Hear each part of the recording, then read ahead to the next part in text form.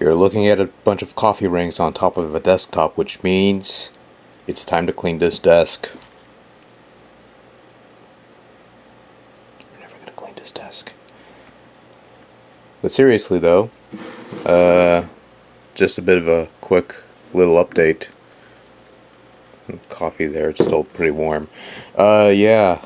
Gonna have a bunch of reviews up this weekend. A couple of them have been sitting on the hard drive for about a year or so. So they're somewhat considered to be lost reviews. I lost them, so... Yeah, sorry about the jump cut. There was some background noise. Yeah, anyways, I need to get around to doing those collection videos. I have some pickups, but I'm holding off doing the pickup video because I've got some stuff that I ordered online. I'm still waiting for that to show up, and then I want to basically do all the pickups together. If that makes sense. Like, I'd rather have like one big pickup video rather than a bunch of small ones, if that makes any sense. But I will show you something I did get recently. It's probably... This is a Game Boy Color multi-cart. It's 32 in 1. No repeats. And it's probably the greatest thing I ever came across.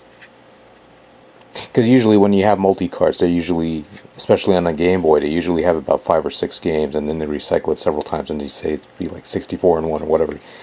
But no, this is actually 32 in 1 as advertised. There's 32 different games in this one cartridge. No repeats whatsoever. Well, you got the 3 different Pokemon games that comprise the first generation. You got Pokemon Pinball, you got Bomberman, you got a couple sequels in there. There's a couple Bust-A-Moves in there, but they're all sequels. You got Monopoly for some reason. You got Frogger. You got...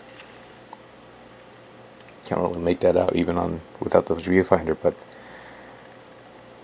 Yeah, you got a bunch of games here, and a potential source of individual reviews. Because they're all... It's 32 games in one. 32 Game Boy games in this thing. Actually, 32 Game Boy / Game Boy Color games. And they're all intact. There's no... Like, there's no copyrights ripped or anything like that, or anything modified. It's all the original games in their original US format. And there's actually a battery backup, so I could actually save games on the Pokemons. Which is actually kind of cool. So yeah, I wouldn't mind doing an individual video on this alone, just to show off some of the games, but yeah, it's one of the pickups that so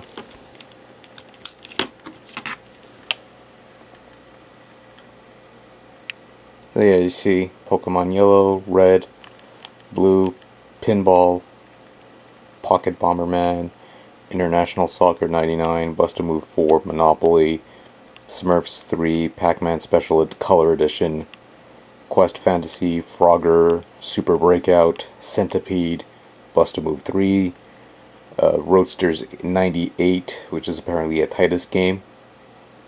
I checked some of these already.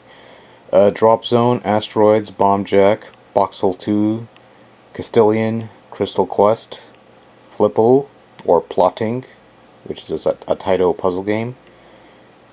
Hyanko Alien, NFL Football, Pop-Up, Spot, the video game, as featured on the world-famous I-Rate Gamer show. What? Although the version he featured was the... it's not the Game Boy game that he featured, but it's the same game as the NES game that he had.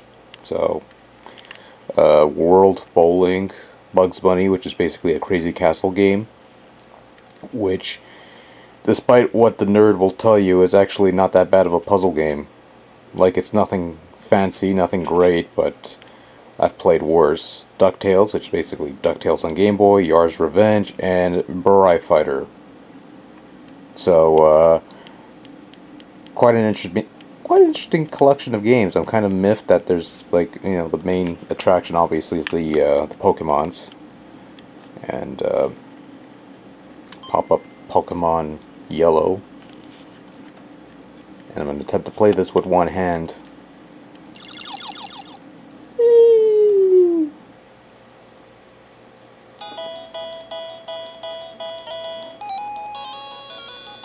Ah, so cute.